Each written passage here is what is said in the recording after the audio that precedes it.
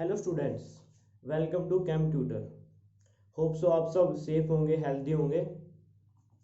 तो आज हम फिजिकल केमिस्ट्री को चैप्टर वाइज रिवाइज कर रहे हैं। तो ये पूरी सीरीज होगी जिसके अंदर हम फिजिकल केमिस्ट्री के जो चैप्टर्स हैं उनको रिवाइज करेंगे। जो आज का हमारा लेक्चर है वो होगा थर्मोडाइनमिक्स के ऊपर। तो मैं मान के चलता हूँ कि आपको थर्मोडाइनमिक्स आती है, मतलब आपने फॉर्मूलाज पढ़े हुए हैं +1 +2 के या फिर ग्रेजुएशन की आपने पढ़ी हुई है। तो आज हम सिर्फ इसको क्या करेंगे, रिवाइज करेंगे। जितने भी कंसेप्ट होंगे उनको सबको रिवाइज करेंगे। आपको जहाँ भी डाउट हो तो आप मेरे को कमेंट कर सकते हैं।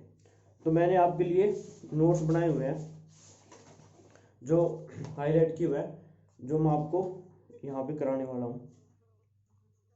तो जो फर्स्ट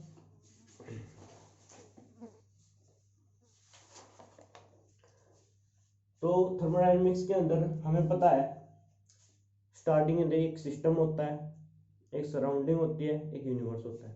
सिस्टम क्या होता है? जिसके अंदर हम काम करेंगे, जिसके अंदर हम वर्क करेंगे, वो होता है हमारा सिस्टम। उसकी जो चारों तरफ होती है वो हमारी क्या होती है? बाउंड्री होती है।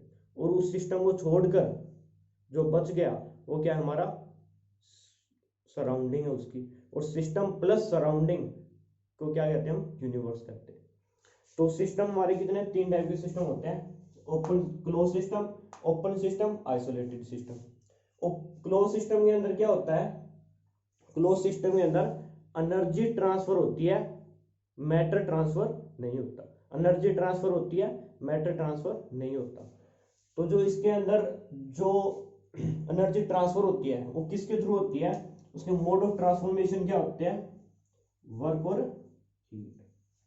वर्क और हीट के द्वारा जो एनर्जी वो ट्रांसफर होती है। और ओपन सिस्टम में क्या होता है? सिस्टम ओपन है तो एनर्जी भी ट्रांसफर होगी और मैटर भी ट्रांसफर होगा। तो इसके अंदर जो मोड ऑफ ट्रांसफॉर्मेशन होगा, जो एनर्जी का ट्रांसफॉर्मेशन होगा, वो हीट, वर्क, हीट और मैटर। ये क्या है? हमारा मैटर है, नंबर ऑफ मोल्स या नंबर ऑफ पार्टिकल्स है। तो क्लोज सिस्टम के मोड ऑफ ट्रांसफॉर्मेशन हीट और वर्क हो गए, इसमें वर्क और हीट और नंबर ऑफ पार्टिकल्स होंगे। इस क्लोज सिस्टम के अंदर जो हमारा वर्क होता है वो क्या होता है? हमारा PdV होता है। हीट क्या होती है? TdS होता है। तो जो वेरिएबल्स होंगे वो क्या होंगे? P, V, S और T होंगे। इसके अंदर क्या होंगे?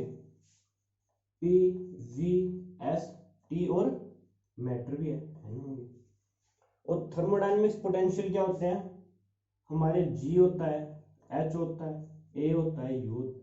G, H, A और U। लेकिन इसके अंदर क्या है? मैटर भी है, तो उसके लिए क्या लेते हैं? हम केमिकल पोटेंशियल भी लेते हैं। ये हमारी बात होगी क्लोज सिस्टम, ओपन सिस्टम की। और ये क्या होता है? Isolated system. आइसोलेटेड सिस्टम, इसके अंदर क्या होती है? नोट एनर्जी और नोट मैटर। ना तो एनर्जी ट्रांसफर होती ना मैटर ट्रांसफर होता।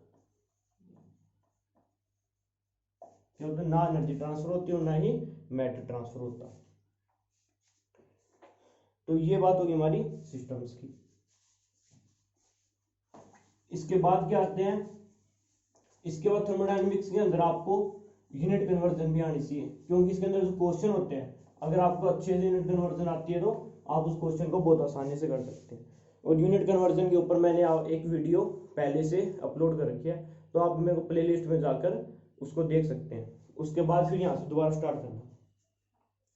तो हमें पता है जो प्रेशर होता है हमारा वो किस में होता है? पास्कल में होता है। और हमें पता है जो प्रेशर होता है वो 1 एटमोसफेयर होता है। और 1 एटमोसफेयर किसके इक्वल होता है? 101,325 न्यूटन पर मीटर स्क्वायर। और मैंने बताया यूनिट कन्वर्जन के अंदर जो हमारा पास्कल होता है वो क्या होता है? न्यूटन पर मीटर स्क्वायर होता है।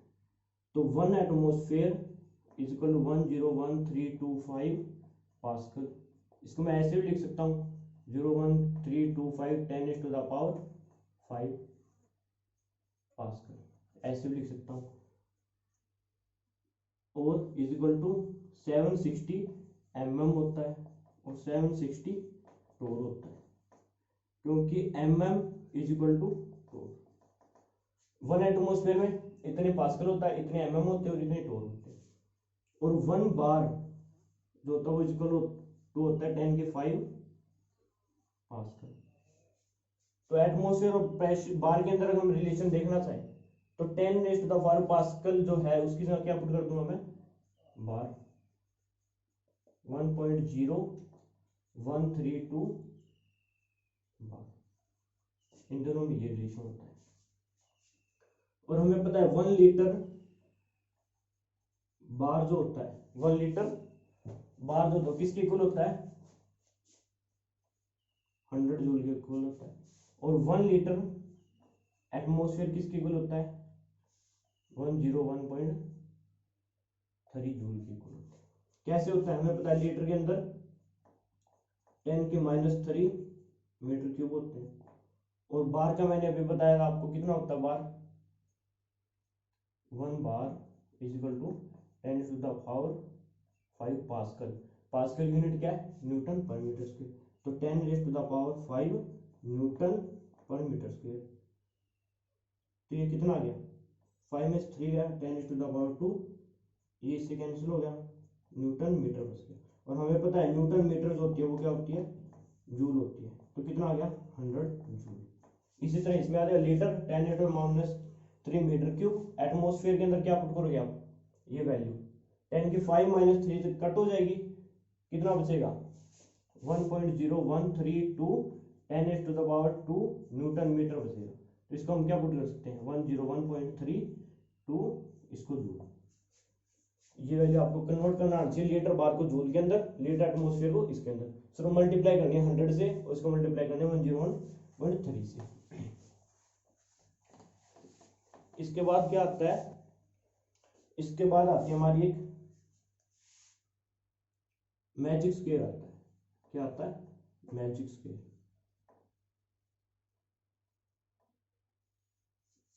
मैजिक स्क्वायर बहुत ज्यादा जरूरी है किसी भी क्वेश्चन को करने के लिए। अगर आपको मैजिक स्क्वायर के अंदर उन रिलेशंस को निकालना आ गया तो आप मार नहीं खाओगे कभी। तो मैजिक स्क्वायर क्या है हमारा, इसको याद करने का ट्रिक क्या है, पहले लिखेंगे एस पी और फिर लिखेंगे टीवी, एस पी टीवी। यहां पर क्या लिखूंगा, हे जी ए यू, एरो मार दूंगा इसकी तरफ। ये मेरा क्या हो गया, magic square. S P TV H G A U, ये मेरा मैजिक स्क्वायर हो गया। तो इसे हम क्या निकालेंगे, 4 इक्वेशन निकालेंगे। सिर्फ क्या निकालेंगे, 4 इक्वेशन निकालेंगे जिसका यूज पूरी थर्मोडायनेमिक्स के अंदर होगा। तो फर्स्ट क्या है हमारा, मैक्सवेल इक्वेशन। कैसे निकालेंगे, जो सेंटर में है उसको उठाएंगे, एच को उठाया मैंने, उसका डेरिवेटिव हो जाए डी एच। जो उसके साइड के अंदर है उनका डेरिवेटिव लिख दिया डी एस और डीपी। डी एच ये लिख दिया, उसके साइड वालों को डी एस और डीपी लिख दिया। अब इसके जो अपोजिट में है उससे इसको मल्टीप्लाई कर दूंगा। पी के अपोजिट में क्या है, वी, प्लस में वी आ गया। एस के अपोजिट में क्या है, टी, तो इसमें टी आ। ये मेरी फर्स्ट मैक्सवेल इक्वेशन आ गई। इस तरह मैं डीजी निकाल सकता हूँ, डीजी। इसके साइड में क्या है, डीपी और dt। इसके अपोजिट में क्या है, t के अपोजिट में क्या है, s।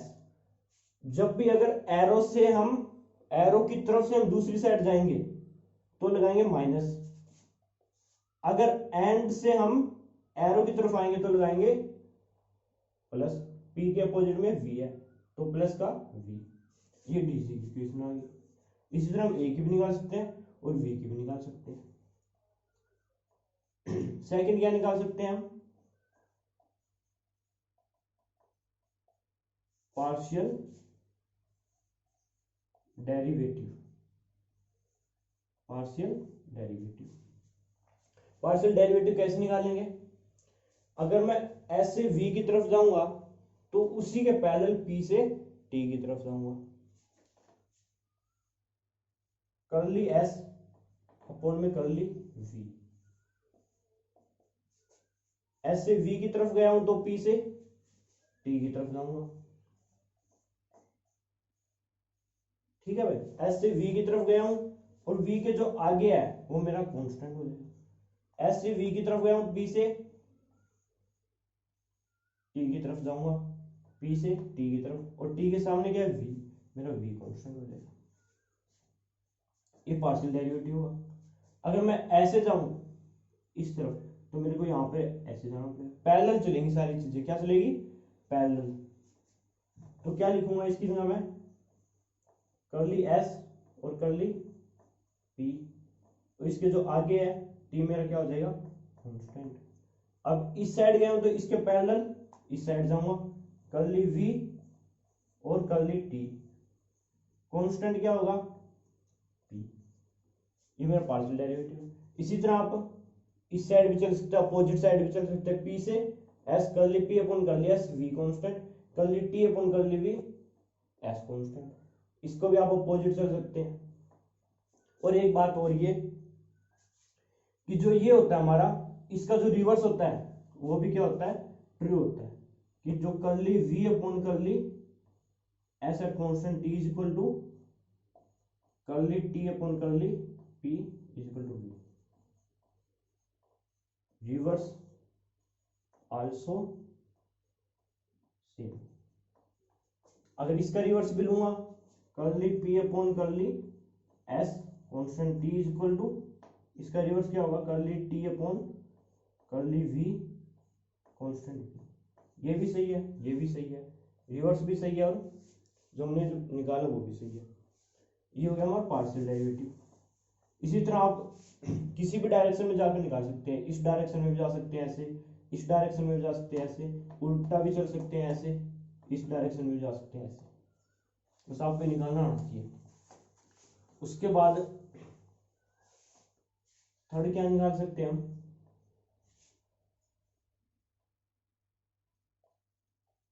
Criteria of spontaneous, criteria of spontaneity. Spontaneity का भी क्राइटेरिया निकाल सकते हैं हम। कैसे, कि कोई भी रिएक्शन वो स्पॉन्टेनियस है, वो इससे कैसे निकालेंगे। स्पॉन्टेनियस होने के लिए क्या होता है हमारे पास, कि कोई भी रिएक्शन किसकी तरफ जाती है, स्टेबिलिटी की तरफ जाती है, तभी स्पॉन्टेनियस होगी। जब ये रिएक्शन क्या किस तरफ जाएगी, स्टेबिलिटी की तरफ। अब जब कोई भी चीज स्टेबिलिटी की तरफ जाती है तो उसकी एनर्जी क्या होती है, डिक्रीज होती है। तो जो एनर्जी चेंज आता है, क्या आता है, एनर्जी चेंज, वो क्या आता है हमारा, नेगेटिव। तो स्पॉन्टेनिटी के लिए ये कंडीशन होती है कि जो चेंज आता है वो क्या आता है, नेगेटिव में आता है। तो इसके अंदर क्या होता है, जैसे हम जी का निकालना है, जी का क्या होगा, डी जी, और कांस्टेंट क्या होंगे इसके, जो साइड में होंगे वो कांस्टेंट रह जाएंगे, पी और टी कांस्टेंट, वो क्या होता है, इक्वल टू जीरो। मतलब ये चीज क्या होती है, स्पॉन्टेनियस है। इसी तरह ए का भी निकाल सकते हैं, डी ए, इसके अपोजिट साइड में क्या है, टी और वी क्या हो जाएंगे, कांस्टेंट हो जाएंगे, वो क्या हो जाएंगे, लेस देन जीरो हो जाएंगे। तो जितनी भी थर्मोडायनेमिक्स आइडेंटिटी है सारी की सारी क्या होती है, लेस देन जीरो होती है, एक्सेप्ट एस एंड पी। सिर्फ एस और पी को छोड़कर सारी क्या होती है, जीरो होती है। एस और पी क्या कैसे होती है, अगर मैं एस को निकालूं, जो सेंटर में होते हैं हमारी थर्मोडायनेमिक आइडेंटिटी है, उनका तो क्या लेते हैं हम, साइड वाला कांस्टेंट लेते हैं और लेस देन जीरो कर देते हैं, साइड वाला कांस्टेंट लेते हैं, लेस देन जीरो कर देते हैं। बट जो वेरिएबल होते हैं हमारी ये एस पी वी टी, इसमें क्या लेते हैं, साइड वाले। जैसे मैंने डी एस एस का लिया, डी एस, तो इसमें मैं एच पी, एच और पी कांस्टेंट हो गए, क्या होंगे, ग्रेटर देन जीरो। इसी तरह डी एस के इस साइड वाले भी कांस्टेंट हो सकते हैं, यू और V greater than equal to zero. इसी तरह पी के भी हो सकते हैं, डी और पी, एच एस कांस्टेंट हो सकता है, डी पी जी टी भी कांस्टेंट हो सकता है, और वो क्या होंगे, ग्रेटर देन जीरो होंगे। बट जो डी टी के है, डी टी इसके साइड में क्या है, जी और पी, या फिर साइड में क्या होगा, वी और ए, ये क्या रहेंगे कांस्टेंट, और क्या होंगे, लेस देन जीरो। तो जितने भी थर्मोडायनेमिक आइडेंटिटी है, चाहे G H G U A T और वी, सारी सारी less than equal to zero होंगी, सिर्फ एस और पी को छोड़ के। एस और पी क्या होंगे, ग्रेटर देन जीरो होंगी। एक बात आपको ये ध्यान रखनी है। फोर्थ पॉइंट क्या क्या आता है कि दो पार्शियल डेरिवेटिव है मेरे पास, वो किस वेरिएबल के इक्वल होंगे, दो पार्शियल डेरिवेटिव किस वेरिएबल के इक्वल होंगे। जैसे मैं आपको ये बोल दूं कि जो कर्ली पी है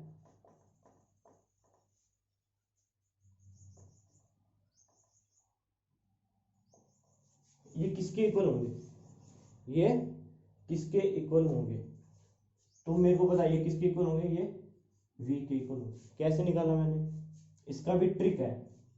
जैसे वेरिएबल है मेरा p, तो क्या करूंगा, दोनों साइड कर्ली p लिख दूंगा। क्या लिख दूंगा, कर्ली p। अब इसके जो साइड में है उसको मैं ऊपर लिख दूंगा, कर लिया, कर लीजिए, ऊपर लिख दिया। और इस p के जो अपोजिट में है v, वो इसके इक्वल आ जाएगा। तो जो ये दो पार्शियल डेरिवेटिव दोनों इक्वल होते हैं, और किसके इक्वल होते हैं, v के इक्वल होते हैं। ऐसे अगर मेरे को t का निकालना हो तो क्या करूंगा, दोनों साइड कर्ली t कर दूंगा, और इसके जो साइड के अंदर है उसको ऊपर लिख दूंगा, और इसके जो अपोजिट में है उसको क्या लिख दूंगा, s। बट एक बात ध्यान रखना है, एरो की तरफ से जा रहा हूं तो माइनस s, बस ये चीज ध्यान रखनी है। अगर एरो से चलते हैं तो माइनस आएगा, और एरो के एंड से चलते हैं तो प्लस आएगा। इसी तरह आप v का भी निकाल सकते हो, s का भी निकाल सकते हो, किसी का भी निकाल सकते हो, सबका रिलेशन आ जाएगा। अब आपको अगर ये चार चीजें निकालनी आ गई, अगर आपको मैजिक स्क्वायर का पता है, S P T V H G A U, तो अब क्या है, ये चारों आइडेंटिटी निकाल सकते हैं और आपस के अंदर रिलेट कर सकते हैं। क्या कर सकते हैं, रिलेट कर सकते हैं। तो इसके बाद हमारा जो टॉपिक है वो क्या है, फंक्शन एंड ऑपरेटर। क्या है, फंक्शन एंड ऑपरेटर। फंक्शन और ऑपरेटर, आपको पता होगा फंक्शन ऑपरेटर क्या होते हैं, कि कोई भी ऑपरेटर है, जैसे कर्ली अपन कर्ली एक्स मेरा ऑपरेटर है, ये मैंने किसके ऊपर लगाया, एक फंक्शन के ऊपर लगाया, तो मेरे को क्या मिलेगा, एक न्यू फंक्शन मिलेगा। ये मेरा क्या है, ऑपरेटर है, ये क्या है मेरा फंक्शन है, और ये क्या है मेरा न्यू फंक्शन है। ऑपरेटर को फंक्शन पे लगाने के बाद अगर वो फंक्शन न्यू फंक्शन देता है तो ये कहलाता है ऑपरेटर, ये कहलाता है फंक्शन, और ये कहलाता है न्यू फंक्शन। इफ जैसे आइडियल गैस इक्वेशन हमारी PV इक्वल टू RT, तो इसके अंदर जो प्रेशर है वो किसका फंक्शन है, T और V का। कैसे, R तो हमारी क्या है, गैस कांस्टेंट है, ये चीज तो कांस्टेंट होगी, तो जो P है वो किस पे डिपेंड करता है, वॉल्यूम और टेम्परेचर पे। तो प्रेशर किसका फंक्शन हुआ, T और V का। वॉल्यूम किसका फंक्शन हुआ, P और T का। और ऐसे टेम्परेचर किसका फंक्शन हुआ, P और V का।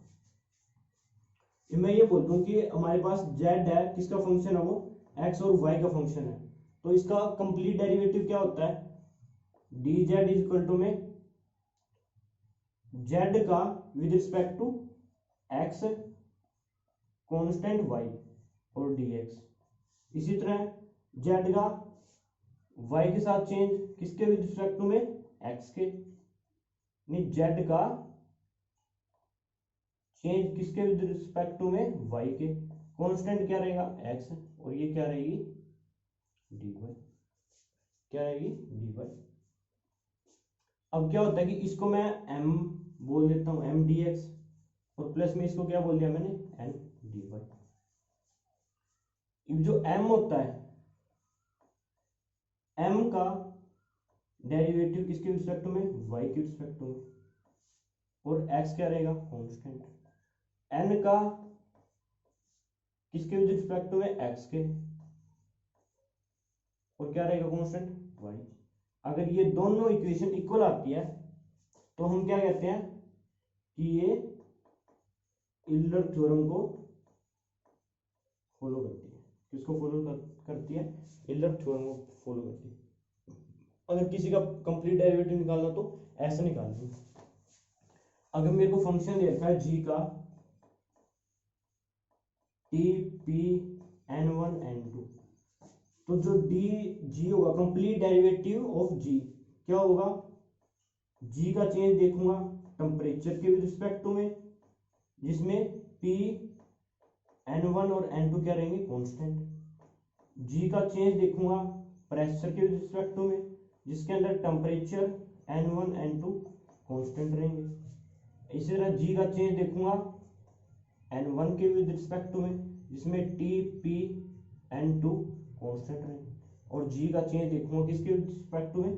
n2 के विद रिस्पेक्ट टू करली n2, और जिसके अंदर टी पी और n1 कांस्टेंट रहेंगे। ये जी का क्या होगा? कंप्लीट डेरिवेटिव होगा कि मैंने जितने जी का जितने फंक्शन है, जो जी है इनके ऊपर डिपेंड करता है, तो इनको चेंज करने से क्या क्या चेंज आया, वो क्या हो जाएगा? हमारा कंप्लीट डेरिवेटिव ऑफ जी हो जाएगा। तो एक बार टी के रिस्पेक्ट में चेंज देख लिया, जिसके अंदर ये बाकी जितने वेरिएबल सबको कांस्टेंट कर दिया। इसी तरह हर एक के विद रिस्पेक्ट में चेंज देखेंगे और बाकी सबको कांस्टेंट कर देंगे। मेरा ये कंप्लीट डेरिवेटिव हो गया। इसके बाद क्या आता है? इसके बाद आता है थर्मोडायनेमिक कोफिशिएंट। क्या आते हैं?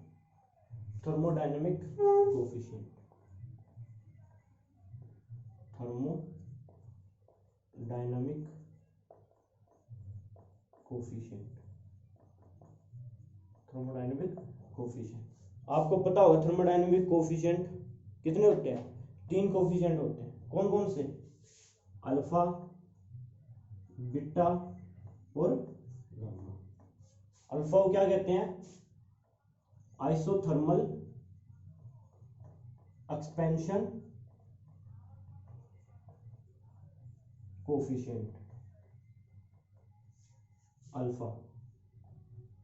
इसकी वैल्यू क्या होती है? 1 में v करली v अपॉन में curly t constant pressure.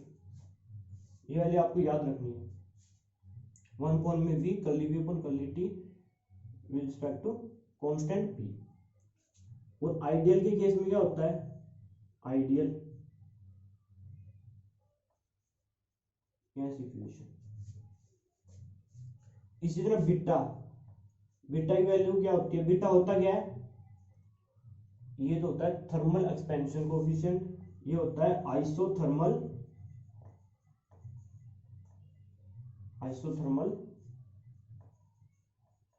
Compressibility factor. इसकी वैल्यू क्या होती है? बीटा की वैल्यू क्या होती है? 1 में v। जो इनके बीटा और गामा की जो वैल्यू हम निकालेंगे उसको इसके साथ कंपेयर करके निकालेंगे, जिससे आपको ये याद रहे। तो इसलिए इसकी वैल्यू आपको याद रखनी है। ये दोनों हम इसी को कंपेयर करके निकालेंगे। इसके अंदर क्या है? 1/v, इसमें क्या होगा? 1/v। ऊपर क्या है? करली v, ऊपर भी क्या होगा? करली v। सिर्फ चेंज कहाँ आएगा? करली t एट कांस्टेंट वॉल्यूम, और यहाँ पे क्या आ जाएगा? माइनस आ जाएगा। ठीक है भाई, ये अपनी क्या आ गई? वैल्यू आ गई।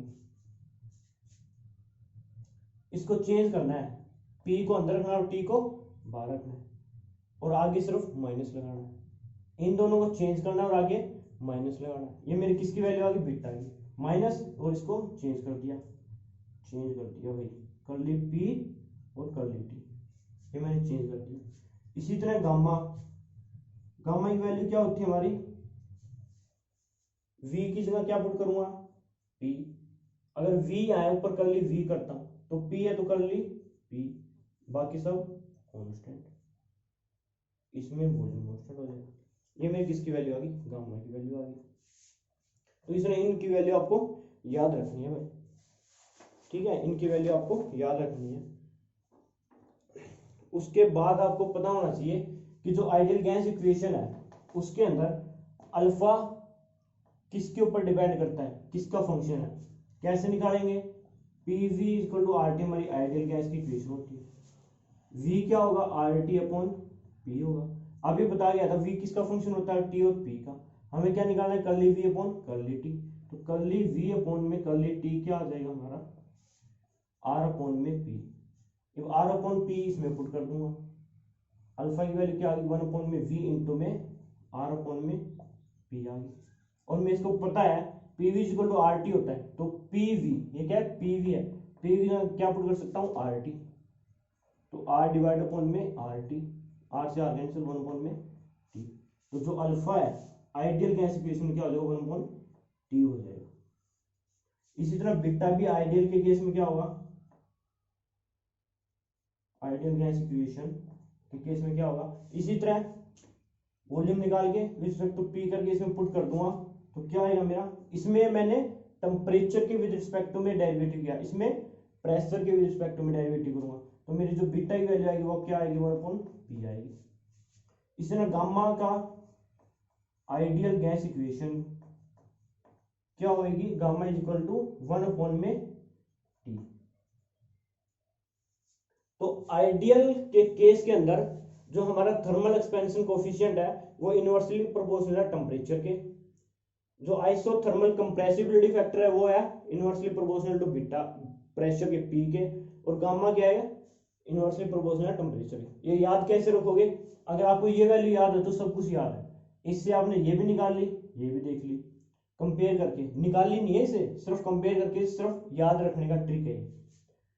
और क्या होगा, जिसके रिस्पेक्ट में हम टेम्परेचर मतलब जिसके विद रिस्पेक्ट में डेरिवेटिव करते हैं ना उसके इनवर्सली प्रोपोर्शनल है। जैसे इसमें क्या टेम्परेचर है तो किसके इनवर्सली टेम्परेचर, इसमें क्या प्रेशर है तो किसके है प्रेशर की, इसमें क्या टेम्परेचर है तो क्या है टेम्परेचर की। तो आपको सिर्फ ये वैल्यू याद रखनी है और ये वैल्यू याद रखनी है, अल्फा बीटा गामा आपके कंप्लीट हो गए। ठीक है भाई, उसके बाद कुछ रिलेशंस और है जो आपको याद रखने हैं। क्या है वो, आपको पता होना चाहिए कि जो अल्फा अपॉन बीटा होती है वो क्या होता है, कर्ली P अपॉन में कर्ली T होता है, कर्ली P अपॉन में कर्ली T होता है। डेरिवेशन मैं करवा नहीं रहा क्योंकि अगर डेरिवेशन कराऊंगा तो रिवीजन नहीं हो पाएगी। आपको ये चीजें निकालनी है, अल्फा अपॉन बीटा, जो अल्फा की वैल्यू और बीटा की वैल्यू उन दोनों मैंने क्या कर दिया डिवाइड कर दिया, तो यही आएगा, आप खुद करके देख लेना। और मैं मैक्सवेल इक्वेशन से निकाल के आया था, क्या था, S P T V A G A U, जो curly P upon curly T है ये कांस्टेंट वॉल्यूम क्या है, तो curly P upon curly T at constant volume किसके इक्वल होगा, अगर इस डायरेक्शन में जा रहा हूं तो इसमें भी इस डायरेक्शन में जाऊंगा, कर्ली S अपॉन में curly V at constant T। तो ये किसके इक्वल होता है, curly S upon curly V at constant T। ये भी आपको याद रखना है, ये भी आपको याद रखना है। और अल्फा अपॉन बीटा किसके इक्वल होता है, गामा P के इक्वल होता है। आपको ये चीजें याद रखनी है कि अल्फा अपॉन बीटा की वैल्यू ये होती है, ये किसके इक्वल होता है, ये होता है, तो अल्फा अपॉन बीटा इसके भी इक्वल होता है, alpha upon beta gamma P भी होता है। ठीक है भाई, ये चीजें आपको याद रखनी है। उसके बाद हमारा टॉपिक क्या आता है, कुछ छूट ना जाए अपना रिवीजन में। उसके बाद आता है स्टेट और पाथ फंक्शन, स्टेट और पाथ फंक्शन आते हैं। आप सबको पता होगा स्टेट और पाथ फंक्शन क्या होते हैं, state and path function, state और पाथ फंक्शन। स्टेट फंक्शन कौन से होते हैं हमारे, S P V T G H A you, सारे सारे क्या है स्टेट फंक्शन है। इन सब को छोड़कर जो बच गया W और Q, जो वर्क और हीट है, वो मेरे क्या है पाथ फंक्शन है। All thermodynamics identity, all thermodynamics identity are state function except work और हीट, वर्क और हीट, वर्क और हीट को छोड़ के सारे स्टेट फंक्शन है। स्टेट फंक्शन की डेफिनेशन में क्या क्या लिखते हैं, क्या क्या फीचर होते हैं स्टेट फंक्शन, पहले तो जो इनिशियल और फाइनल स्टेट के ऊपर डिपेंड करे, क्या करें, इनिशियल और फाइनल स्टेट पे डिपेंड करे, वो हमारे क्या होते हैं स्टेट फंक्शन होते हैं। सेकंड क्या होता है, साइक्लिक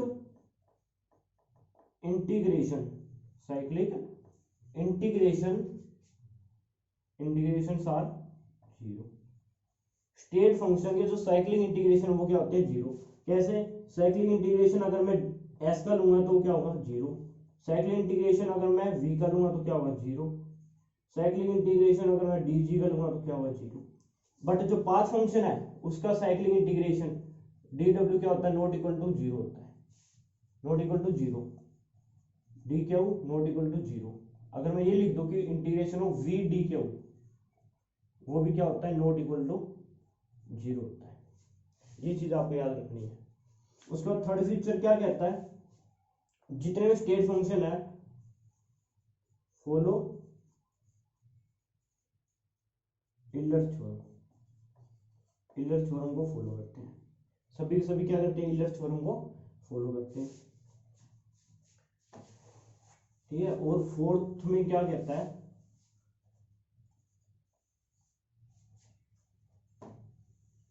इलर थ्योरम को फॉलो करेंगे।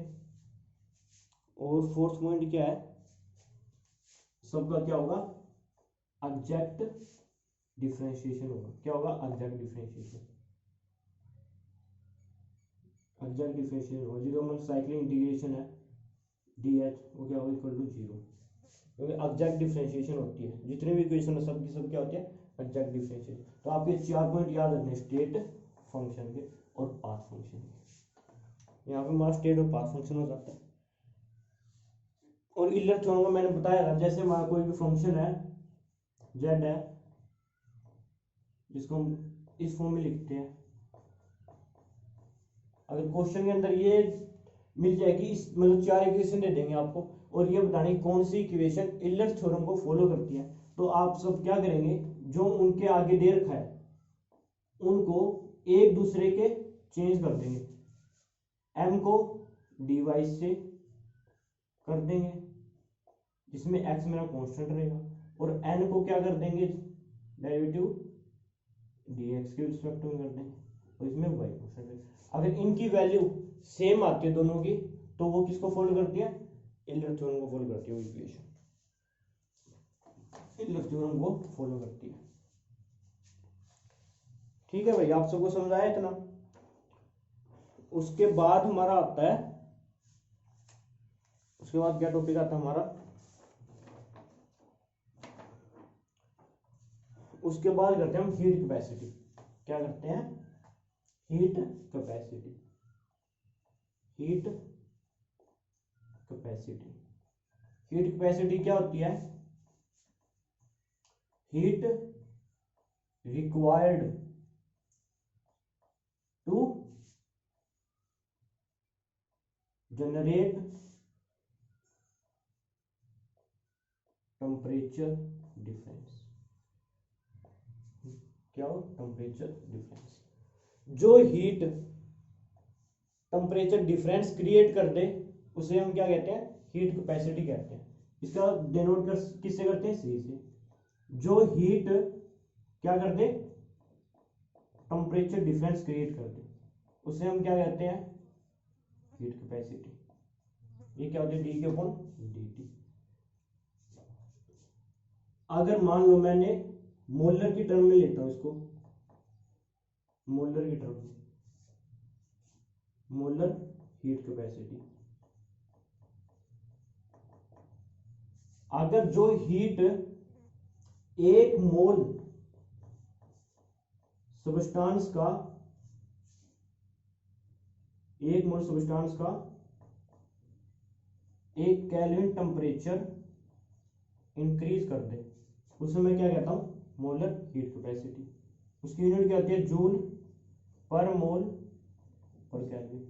आप यूनिट से भी इसकी डेफिनेशन याद कर सकते हो कि 1 मोल सबस्टांस का 1 डिग्री टेम्परेचर इंक्रीज करने के लिए जितनी हीट चाहिए मेरे को, उसको मैं क्या कहता हूं, मोलर हीट कैपेसिटी। अगर आपको ये दे दे 10 जूल पर मोल पर केल्विन, आपको डेफिनेशन आती हो ना आती हो, लेकिन इससे आप डेफिनेशन निकाल सकते हैं कि 1 मोल सबस्टांस का, कोई भी सबस्टांस है जिसकी हमें क्या दे दिया, 10 joule heat capacity, molar heat capacity देखिए किसी सबस्टांस की, तो उस सबस्टांस का 1 मोल का 1 केल्विन या फिर 1 डिग्री टेम्परेचर इंक्रीज करने के लिए मेरे को 10 जूल एनर्जी की जरूरत होती है।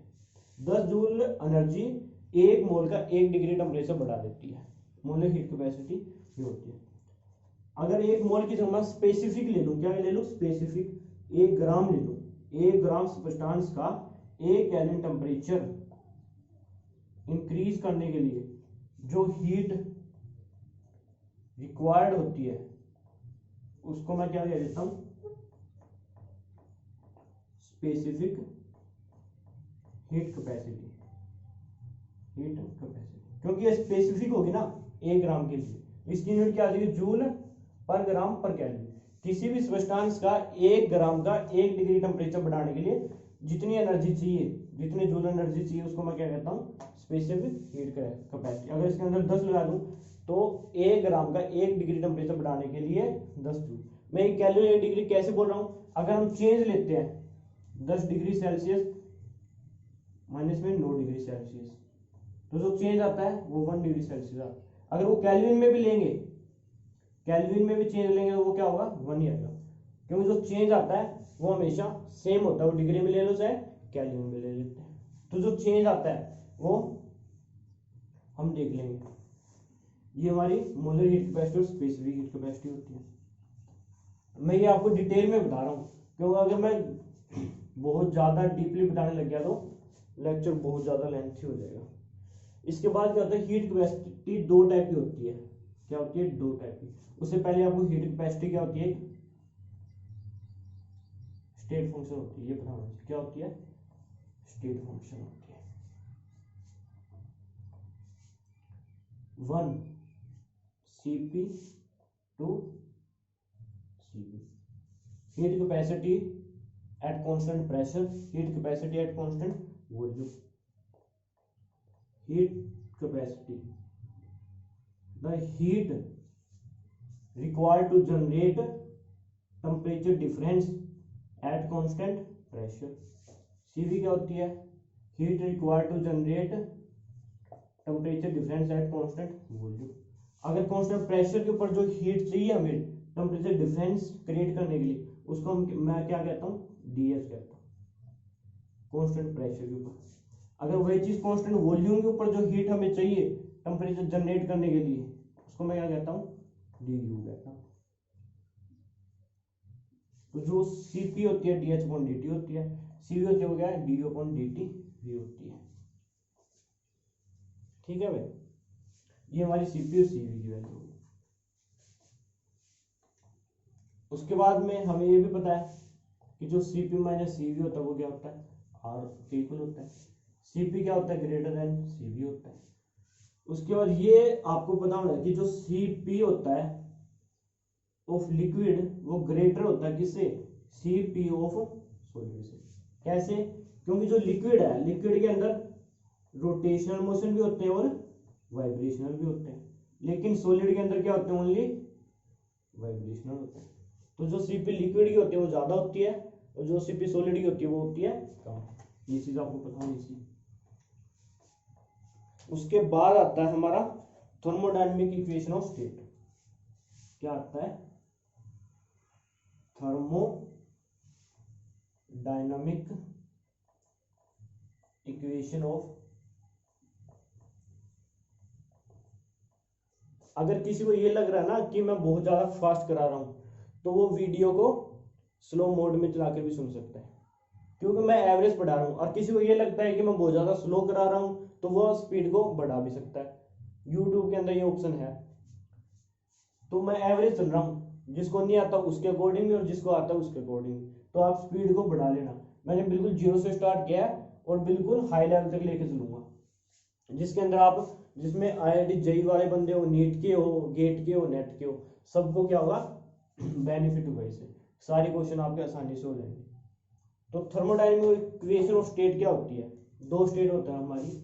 फर्स्ट क्या होती है, first thermodynamic equation of state क्या होती है, change in internal energy with respect to change in volume at constant temperature. क्या होती है? At constant temperature. Constant temperature के ऊपर इंटरनल एनर्जी के अंदर क्या चेंज होगा जब मैं वॉल्यूम में चेंज करूंगा। ये मेरी क्या होती है? फर्स्ट थर्मोडायनामिक इक्वेशन कि जो इंटरनल एनर्जी है वो किसका फंक्शन है? वी का है। तो वी में चेंज करूंगा तो यू में क्या चेंज आएगा? क्या चेंज आएगा भाई? इसकी वैल्यू होती है टी कर्ली पी अपॉन में कर्ली टी और माइनस में पी। ये वैल्यू होती है। ये वैल्यू आपको याद रखनी है। ये वैल्यू आई कैसे? जो मैक्सवेल की इक्वेशन है उससे आई। मैक्सवेल की इक्वेशन है उससे आई। कैसे आई? एक मैक्सवेल इक्वेशन को हम निकाल सकते हैं S P T V A G A U. क्या करूंगा मैं? जो डी यू होता है हमारा, डी यू जो साइड में होते हैं उसके डेरिवेटिव और उसके जो अपोजिट में होते हैं। एस के अपोजिट में क्या है? टी है। वी के अपोजिट में क्या है? पी है, लेकिन माइनस का आएगा। तो मैंने क्या किया? डी यू को with respect to D V कर दिया एट कॉन्स्टेंट टेम्परेचर। तो क्या करूंगा? डी यू को टी तो क्या है मेरा? कांस्टेंट है। डी एस किसके विद रिस्पेक्ट में? डी वी के विद रिस्पेक्ट में कांस्टेंट टेम्परेचर। और माइनस में with respect to D V कर रहा हूँ और यहाँ पे क्या है? डी वी है। तो क्या हो जाएगा? ये 1 हो जाएगा। ये वैल्यू आ गई। और हमें पता है D S upon D V किसके इक्वल होता है? D S upon D V at constant T. D S upon D V constant T क्या होता है? D P upon D T constant V. D P upon D T constant V. ये किसके equal आ गया? इसके इक्वल। तो अगर आपको याद भी ना रहे तो आप इस तरह निकाल सकते हैं। तो ये इक्वेशन आ गई मेरी फर्स्ट थर्मोडायनामिक इक्वेशन। ये आपको याद रखनी है। एक ये याद रखना है। उसके बाद क्या याद रखना है? आइडियल गैस इक्वेशन में इसकी वैल्यू क्या होती है? कर्ली यू अपॉन में curly V at constant T जो होता है वो हमारा क्या होता है? 0 होता है। और वंडरवाल के केस में क्या होता है? कर्ली यू अपॉन में curly V at constant T क्या होता है? ए एन स्क्वायर अपॉन में वी स्क्वायर। अगर 1 मोल के लिए पूछे तो ए अपॉन में वी स्क्वायर। तो एक आपको ये याद रखना, आइडियल केस में 0 होती है, वंडरवाल के केस में 0 होती है। ये आपको पता होना कैसे निकाल सकते हैं? P V equal to R T होता है हमारा। पी की वैल्यू क्या होती है? आर टी अपॉन में वी होती है। तो मैं कर ली पी को किसके टेम्परेचर के रिस्पेक्ट में कर दूंगा तो आर अपॉन वी आ गया। आर अपॉन वी अगर यहाँ पे पुट करूंगा, यहाँ पे पुट करूंगा तो क्या आ गया? T R upon V minus में पी। जो आर टी होता है, आर टी किसकी इक्वल है? पी वी के इक्वल है। तो पी वी अपॉन में वी माइनस पी, वी से V cancel, P minus P is equal to 0। ऐसे आप निकाल सकते हैं। ऐसे ही वंडरवाल की जो इक्वेशन है उसमें से पी की वैल्यू निकाल के चेंज करके करोगे तो आप हमारी यही वैल्यू आएगी ए अपॉन में वी स्क्वायर। डेरिवेशन मैं करवा नहीं रहा, डेरिवेशन मैं करवा नहीं रहा। उसके बाद सेकंड क्या है? Second thermodynamic equation of state. वो क्या है कि change in enthalpy with respect to change in pressure at constant temperature. Constant temperature के ऊपर प्रेशर में चेंज करने से एंथैल्पी में क्या चेंज आता है? वो क्या होता है हमारा? Minus T curly V upon में कर्ली टी और प्लस में ये वैल्यू होती है भाई, क्या होती है? ये वैल्यू होती है, यही होती है ना। हाँ ये होती है कांस्टेंट प्रेशर। ये भी किस तरह आई है? उसी से आई है। वहां से मैंने क्या किया?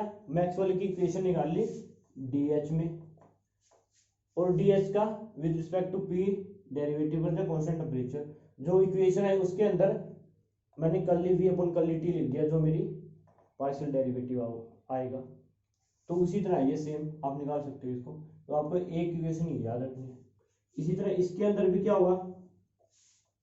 Ideal gas equation. Ideal gas में curly H upon curly P at constant T क्या होता है? 0 होता है। और वांडरवाल के केस में क्या होता है, Van der Waals gas equation curly H upon में curly P at constant T की वैल्यू क्या होती है, बी माइनस में 2a अपॉन में आर टी, ये होती है भाई, ये होती है ना, हाँ ये होती है बी माइनस 2a अपॉन में आर टी। तो आपको ये याद रखना है, आपको ये याद रखना है, ये याद रखना है, ये याद रखना है, फर्स्ट और सेकंड के अंदर, ठीक है। इसके बाद रिलेशन आते हैं सीपी और सीवी के, क्या आते हैं, रिलेशन आते हैं सीपी और सीवी के, क्या होते हैं, हमें पता है CP minus CV is equal to R होता है, CP minus CV is equal to R होता है।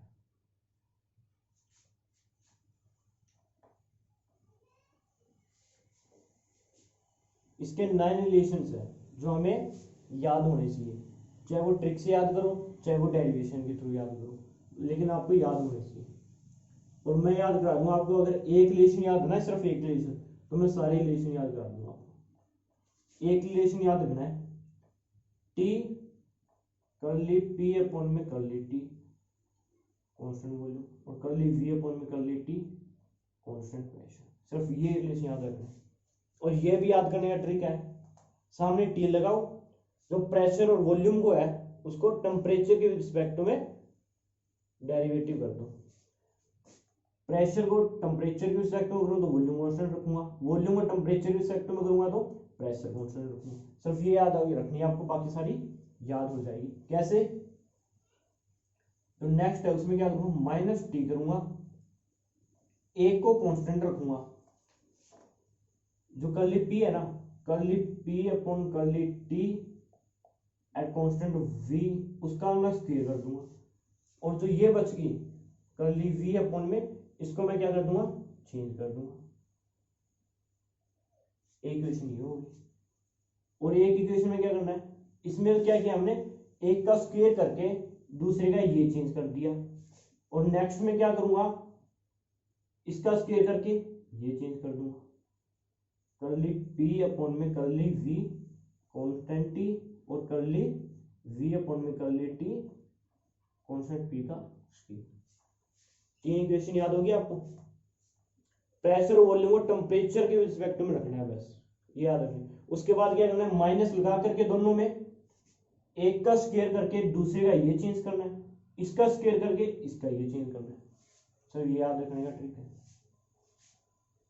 और एक रिलेशन होता है CP minus CV is equal to होता है अल्फा स्क्वायर बीटा, ये रिलेशन क्या होता है भाई, मैं भी भूल गया ये तो, हाँ क्या होता है, alpha square TV upon beta, ये याद रखना है, अल्फा स्क्वायर टीवी, ये उसमें नहीं करते थे हम, S P T V H G A U, TV रखते थे, वो याद रखना है, alpha square upon beta TV. और हमें पता है जो बीटा होता है वो इलास्टिसिटी क्या होता है, इनवर्सली होता है, तो अल्फा स्क्वायर टी वी एक ये होती है। तो कितने हो गए हमारे टर्म, एक दो,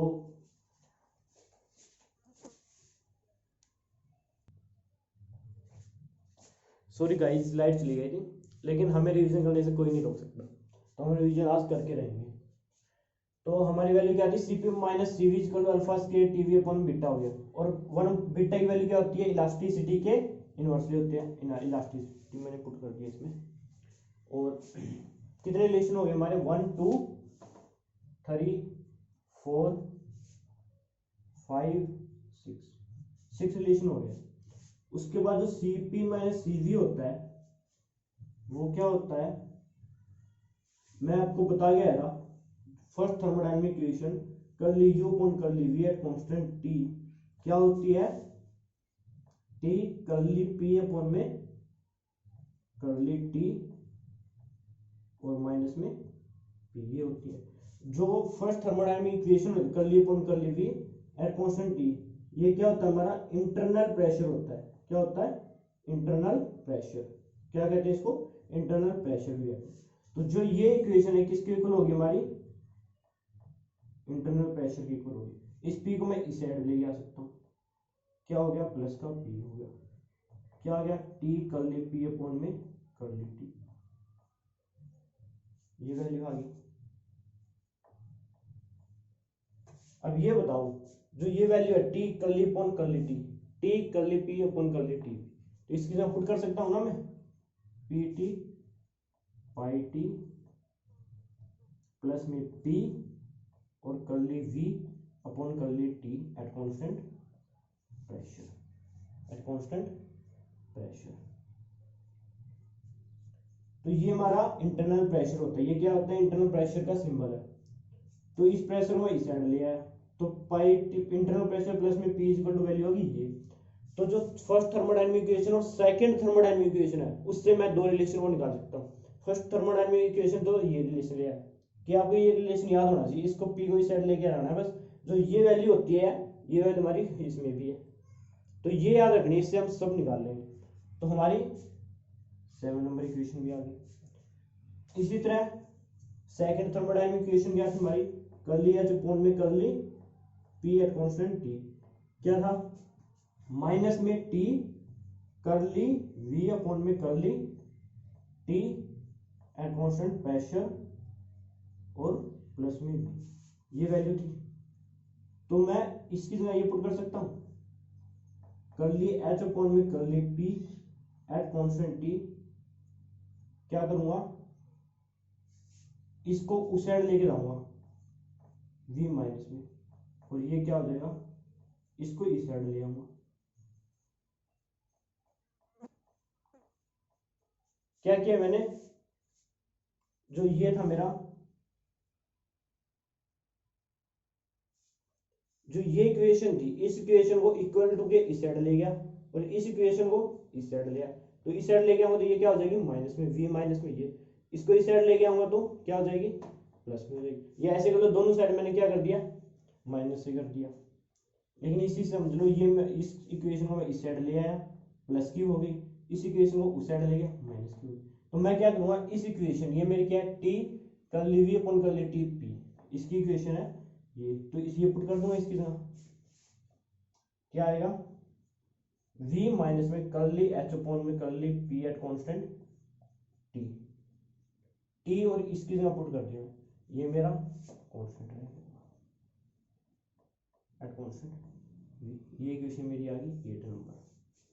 तो फर्स्ट थर्मोडायनामिक इक्वेशन से सेकंड थर्मोडायनामिक इक्वेशन, दो इक्वेशन आती है, ये मैंने लिख दी, ये आ गई, ये आ गई, ये आ गई, ये आ गई, एक इक्वेशन हो जाएगी किसकी, ये तो होती है मेरी आइडियल की, Cp minus Cv equal to R। एक होती है हमारी वान डेर वाल की, क्या होती है, Cp minus Cv is equal to 1 minus में 2a अपॉन में RTV, ये होती है, ये होती है, प्लस में होती है और बार हमारा एक ये होता है R1 प्लस में 2a अपॉन में RTV, ये आपको याद रखना है, ये होगी 9 रिलेशन। तो ये 9 रिलेशन आपको आने चाहिए, जैसे मैंने ट्रिक्स याद करके ऐसे आपको भी ट्रिक्स याद आने चाहिए या फिर डेरिवेशन से आने चाहिए। मैं डेरिवेशन भी करा सकता हूँ इसके, लेकिन बहुत लेंथी हो जाएगा। डेरिवेशन में कुछ नहीं है, अगर साइक्लिक जो मैंने बताई थी साइक्लिक रूल बताऊंगा एक, उसमें से इसकी वैल्यू निकाल करके इसमें पुट कर दी, इसकी वैल्यू निकाल के इसमें पुट कर दी, दो इक्वेशन आ जाएगी मेरी। इन दो इक्वेशन का मैंने डेरिवेशन बताया दिया, फर्स्ट थर्मोडायनामिक इक्वेशन से और सेकंड थर्मोडायनामिक इक्वेशन से। और जो मैं साइक्लिक रूल से निकाल के लेके आऊंगा, जो ये वैल्यू आएगी उसके अंदर मैं क्या करूंगा, जो मेरी अल्फा और बीटा की वैल्यू थी वो इसमें पुट कर दूंगा, ये इक्वेशन आ जाएगी बस। तो डेरिवेशन हो जाएगा, लेकिन पेपर के अंदर डेरिवेशन नहीं पूछेगा, पेपर के अंदर आपको कितना याद है वो पूछेगा। तो इसके बाद हमारा रिलेशन आता है, आपको पता है, reversible isothermal, reversible adiabatic, irreversible expansion और इरिवर्सिबल एक्सपेंशन, चार चीजें पढ़नी है। तो क्या है, फर्स्ट क्या है, रिवर्सिबल आइसोथर्मल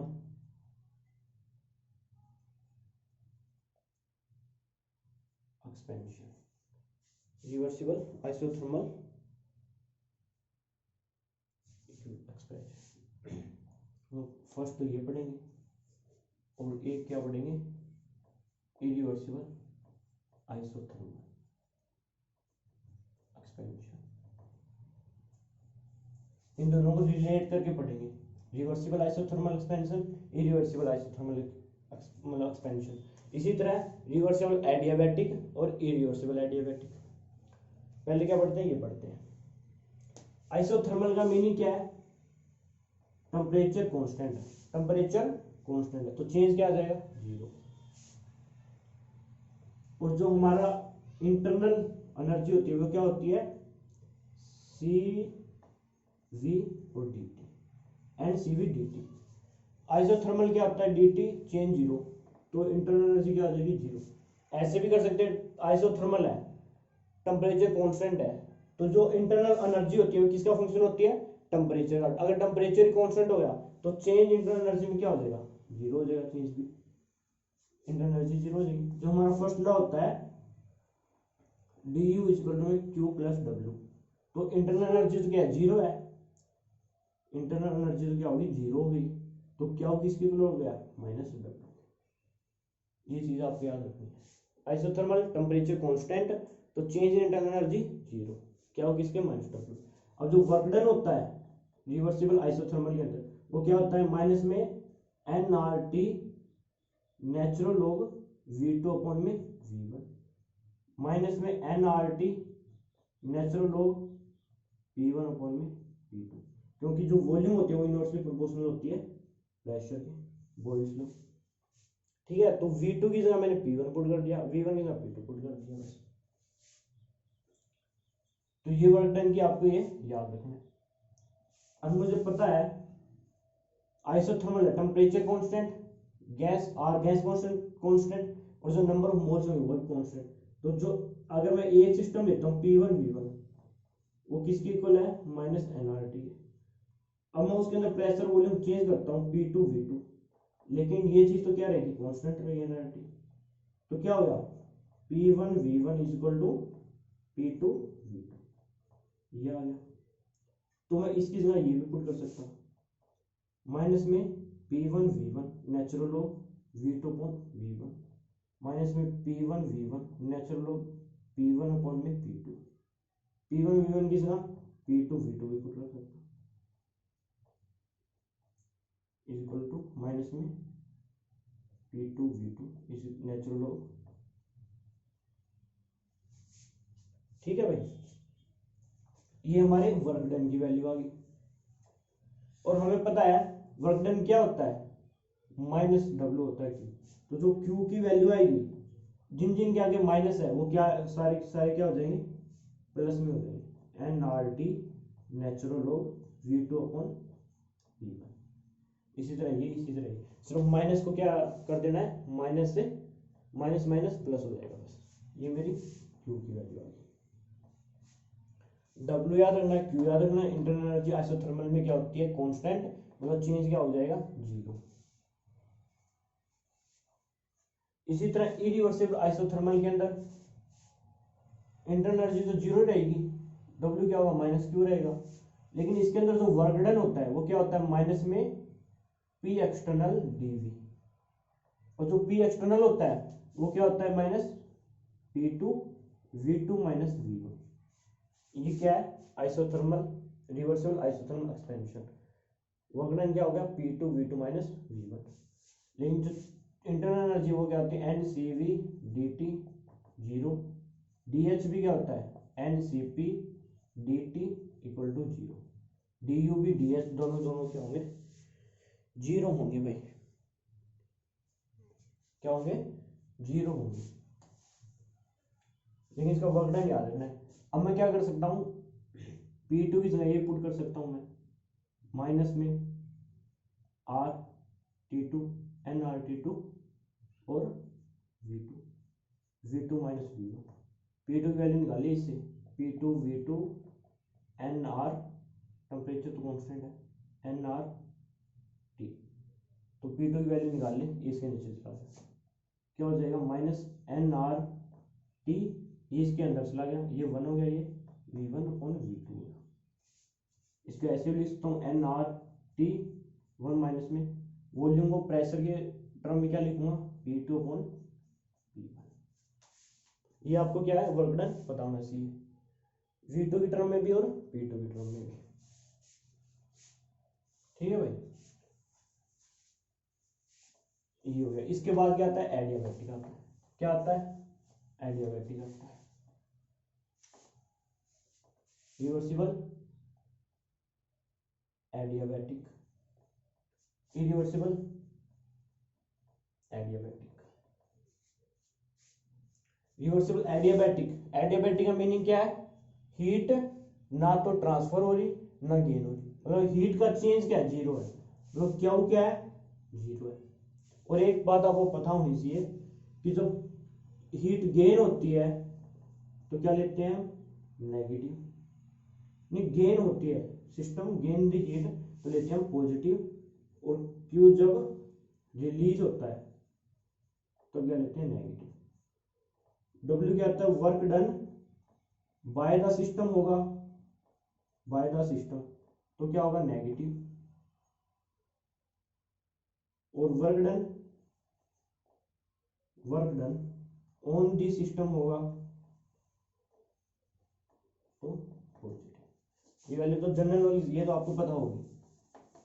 तो रिवर्सिबल एडियाबैटिक के अंदर क्या है, क्या हमारा क्या हो गया जीरो हो गया। अगर क्या जीरो हो गया तो डी यू क्या होता है हमारा according to thermodynamic first law Q is equal to W, Q तो जीरो है तो डी यू क्या हो गया डब्ल्यू हो गया, डी यू क्या हो गया डब्ल्यू के इक्वल हो गया। डी यू की वैल्यू क्या होती है N C V D T, N C V D T, तो D U equal to W equal to N C V D T, तो मैं डब्ल्यू को भी पुट कर सकता हूँ डी यू को भी पुट कर सकता हूँ किसमें रिवर्सिबल एडियाबैटिक के अंदर। तो N C V T two minus T one. ठीक है भाई, अब Cv की वैल्यू मेरे को पता है क्या होती है Cp minus Cv equal to R, दोनों साइड मैंने क्या कर दिया Cp अपॉन Cv, Cv से डिवाइड कर दिया भाई इक्वल टू आर अपॉन में Cv, क्या हो गया Cp अपॉन Cv क्या होता है हमारा गामा होता है आर अपॉन Cv, इसको इस साइड ले गया Cv को आर अपॉन में गामा माइनस 1, तो Cv की वैल्यू क्या आ गई N R gamma minus 1 T2 minus T1, ये इक्वेशन भी होती है। और मेरे को पता है P1 V1 is equal to में N R T1, P2 V2 is equal to में एन आर T2, तो एन आर T2 इसको अंदर ले गया मैं एन आर T2 1 अपॉन में gamma minus 1 N R T2, N R T2 में क्या पुट कर सकता हूँ P2 V2 माइनस में P1 V1 N R T1 में पुट कर, तो ये मेरी D U W is equal to किसके इक्वल आ गया इसके इक्वल आ गया। ठीक है भाई, अब आते हैं इरिवर्सिबल के ऊपर। रिवर्सिबल में वर्क डन और इंटरनल एनर्जी की वैल्यू हमने निकाली, इसके अंदर एक पॉइसन इक्वेशन भी होती है, क्या होती है पॉइसन इक्वेशन, जो हमें जो वेरिएबल होते हैं हमारे पी वी और टी इनके बीच में क्या बताती है रिलेशंस, क्या होता है PV gamma is equal to constant, TV gamma minus 1 is equal to constant, और पी गामा माइनस 1 और T gamma is equal to constant. मैं चेक कर लेता हूँ सही है क्या ये, PV gamma TV gamma minus 1 constant, P gamma 1 और टी गामा कॉन्स्टेंट, ऐसे ही।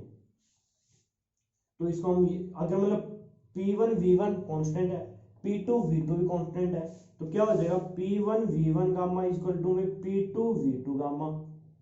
अगर एक सिस्टम का मेरे को प्रेशर दे रखा है वॉल्यूम दे रखा है, मतलब इनिशियल प्रेशर और वॉल्यूम दे रखा है, फाइनल का प्रेशर दे रखा है, तो मैं क्या निकाल सकता हूँ फाइनल का वॉल्यूम निकाल सकता हूँ अगर मेरे को गामा की वैल्यू पता हो।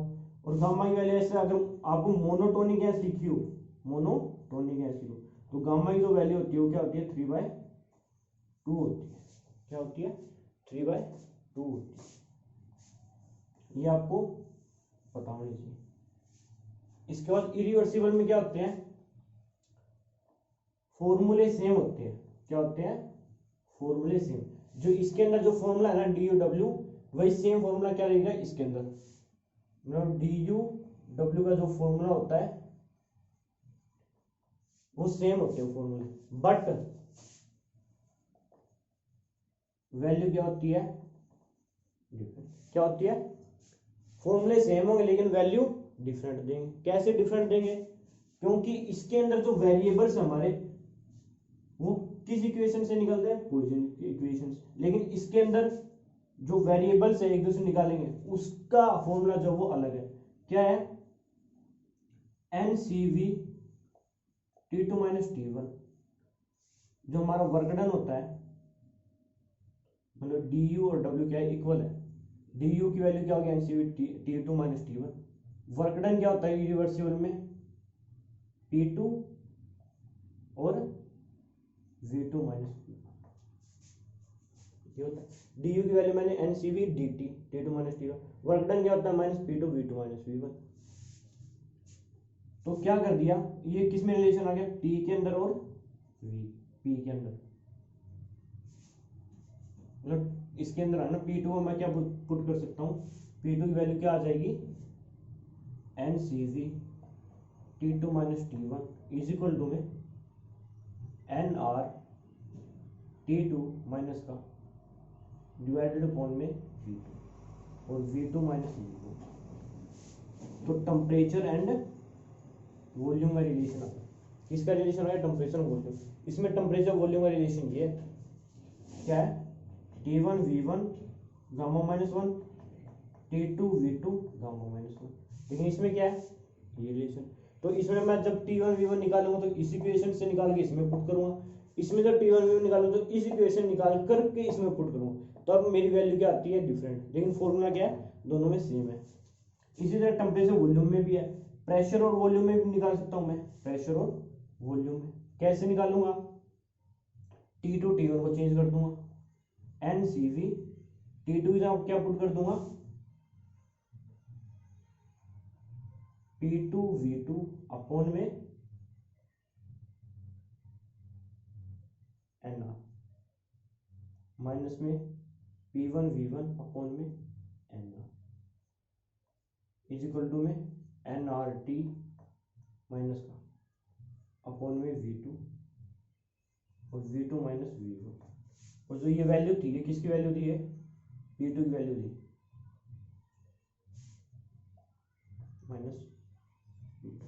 तो ये किस में रिलेशन आ गया, प्रेशर में और वॉल्यूम में। इसी तरह मैं प्रेशर और टेम्परेचर में भी निकाल सकता हूँ। क्या करूंगा, टेम्परेचर तो है, प्रेशर भी है, वी टू और वी वन की जगह क्या पुट कर दूंगा, वी टू और वी वन की जगह N R T one P one N R T two P two, ये पुट कर दो तो रिलेशन। तो आपको इसमें ये रिलेशन याद रखने हैं, एडियाबेटिक में ये रिलेशन याद रखने हैं, फॉर्मूले बिल्कुल सेम है। ये हमारे चार जो सिस्टम उनकी है बात हुई, ये आपको याद रखने हैं, क्योंकि इनका यूज हम किस में करेंगे, क्वेश्चन निकालने में करेंगे। क्या करूंगा मैं भाई, रिवाइज करा कर ये कंप्लीट थर्मोडायनेमिक्स, ये मेरे को नहीं लगता कि एक लेक्चर में हो जाएगा, तो इसके एक लेक्चर में और डाल दूंगा जिसके मतलब कंप्लीट रिवाइज, हाफ लेक्चर अब हो जाएगा, हाफ लेक्चर बाद में रिवाइज हो जाएगा, क्योंकि बहुत बड़ा लेक्चर है ये, 1 महीने के अंदर कंप्लीट होता है अगर मैं करवाना स्टार्ट करूँ तो। और हम क्या कर रहे हैं, एक वीडियो में कवर करने की कोशिश कर रहे हैं, जो कि पॉसिबल नहीं है। तो एक वीडियो के अंदर मैं हाफ रिवाइज करा रहा हूँ और हाफ क्या कर दूंगा सेकंड वीडियो में रिवाइज करा दूंगा। और इसके बाद इसके बाद क्या कराऊंगा, जो हमारे लास्ट ईयर के क्वेश्चन है वो करवाऊंगा। तो एक दो कंसेप्ट और देख लेते हैं। मैं देख लेता हूँ, लेंथी होगी वीडियो। इसके बाद आता है हमारा जूल थॉमसन एक्सपेरिमेंट। क्या आता है, जूल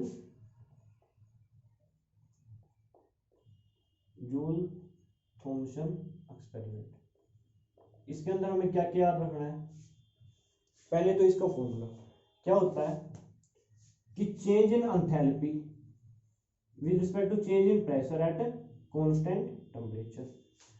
जूल थॉमसन एक्सपेरिमेंट ने क्या प्रूफ किया कि कांस्टेंट रखा उसने, कांस्टेंट टेम्परेचर क्या रखा, कांस्टेंट, और प्रेशर में चेंज करने से उसने देखा कि एंथैल्पी में क्या चेंज हो रहा है, और उसको इसने क्या नाम दे दिया, म्यू, सिंबल क्या दे दिया, म्यू जे टी, अपने ऊपर रख दिया जूल थॉमसन, क्योंकि उसने एक्सपेरिमेंट किया तो अपने नाम के ऊपर उसने अपना नाम रख दिया। Mu JT is equal to curly S upon curly P at constant temperature, और इसका फॉर्मूला क्या होता है 1 अपॉन में सी पी, और क्या होता है करली एच अपॉन में क्या होता है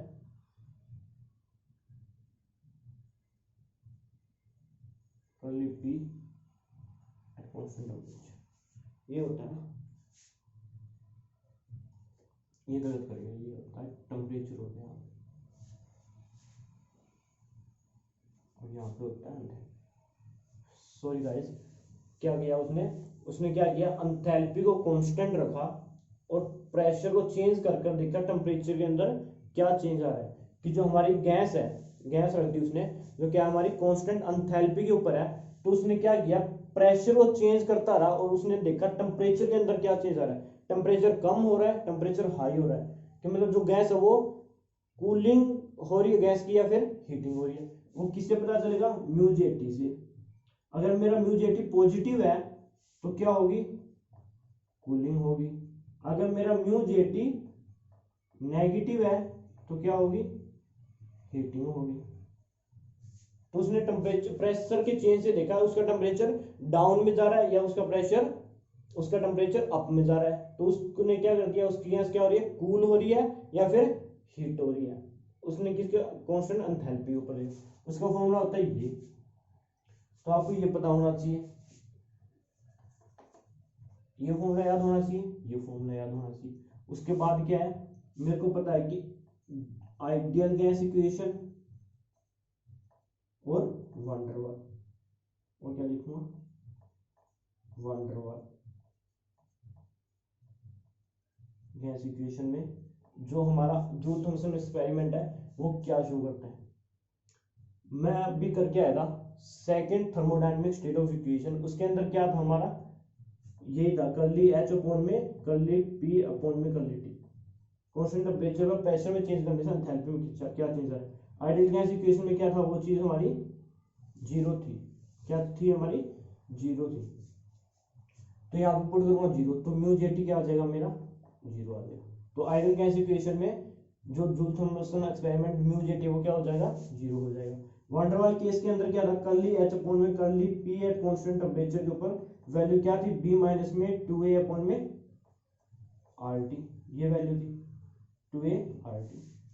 तो क्या हो जाएगी म्यू जेटी की वैल्यू क्या होगी हमारी -1 अपॉन में सी पी और b माइनस में 2a अपॉन में आर टी। आइडियल गैस के इक्वेशन में मेरी म्यू जेटी की वैल्यू जीरो, वैन डर वाल के केस के अंदर मेरी म्यू जेटी की वैल्यू ये होगी। अगर मेरे को इन्वर्जन टेम्परेचर निकालना हो, क्या निकालना हो, इन्वर्जन टेम्परेचर, तो पहले आपको ये पता होना चाहिए कि मेरा इन्वर्जन टेम्परेचर होता क्या है। इन्वर्जन टेम्परेचर क्या होता है, वो टेम्परेचर जिसके ऊपर जो मेरी रियल गैस है, जो मेरी वैन डर वाल गैस है, वो किसकी तरह बिहेव करना स्टार्ट करते हैं, आइडियल गैस की तरह बिहेव करना स्टार्ट करते हैं। वो टेम्परेचर जिसके ऊपर वैन डर वाल गैस आइडियल की तरह बिहेव करना स्टार्ट करते हैं, और आइडियल गैस की तरह बिहेव करेगी तो म्यू जेटी क्या होगा, जीरो। तो ये वैल्यू किसके इक्वल हो जाएगी मेरी 1 upon C P B minus में 2a अपॉन में R T is equal to zero. किसके ऊपर, इन्वर्जन टेम्परेचर के ऊपर, वो टेम्परेचर जिसके ऊपर वैन डर वाल गैस किसकी तरह बिहेव करे, आइडियल गैस की तरह, जिससे म्यू जेटी उस टाइम क्या हो जाएगा, उसका जीरो हो जाएगा उस टेम्परेचर के ऊपर। तो यहां से मैंने क्या किया, सीपीयू साइड जाकर जीरो हो गया, तो b is minus 2a upon में R T I is equal to zero. तो क्या किया मैंने 2a अपॉन में R T I is equal to में b, और इन्वर्जन को उस साइड लेके गया, और क्या हो गया 2a अपॉन में आर बी, ये मेरी इन्वर्जन टेम्परेचर की वैल्यू होती है। तो जो हम वैल्यू याद रखते हैं ना कि inversion temperature 2a upon R B होता है, वो कहाँ से आया है, यहाँ से आया है, जूल थॉमसन एक्सपेरिमेंट से आया है। इन्वर्जन टेम्परेचर इक्वल टू में 2a अपॉन आर बी। तो आपको ये वैल्यू याद रखनी है, ये वैल्यू याद रखनी है। आइडियल गैस में जीरो होती है, वैन डर वाल गैस के अंदर ये वैल्यू होती है, क्योंकि ये वैल्यू हम सेकंड थर्मोडायनामिक इक्वेशन से निकाल के लेके आए। तो इनवर्जन टेम्परेचर क्या होता है, जब वाटर वाल गैस आइडियल टेम्परेचर होना स्टार्ट हो, तो मतलब ये वैल्यू किसके इक्वल होगी, 0 के इक्वल। वो टेम्परेचर क्या होगा, मेरा इनवर्जन टेम्परेचर, ये वैल्यू मैंने निकाल ली। तो हमारा जूल थॉमसन एक्सपेरिमेंट कंप्लीट होता है। तो जो हमारा हाफ लेक्चर हो चुका है, मतलब हाफ लेक्चर तो क्या है कि हाफ यूनिट हो चुकी है रिवाइज, और जो हाफ यूनिट है वो मैं सेकंड लेक्चर के अंदर कंप्लीट कर दूँ, उसके बाद हम क्वेश्चन करेंगे। होप सो आप सबको समझ आया होगा। अगर कहीं आपको डाउट लगे या कहीं कमी रह गई तो आप मेरे को कमेंट में कमेंट कर सकते हैं। और अगर आपको वीडियो बहुत अच्छी लगी हो तो आप इसको शेयर, लाइक और सब्सक्राइब कर सकते हैं। Thank you.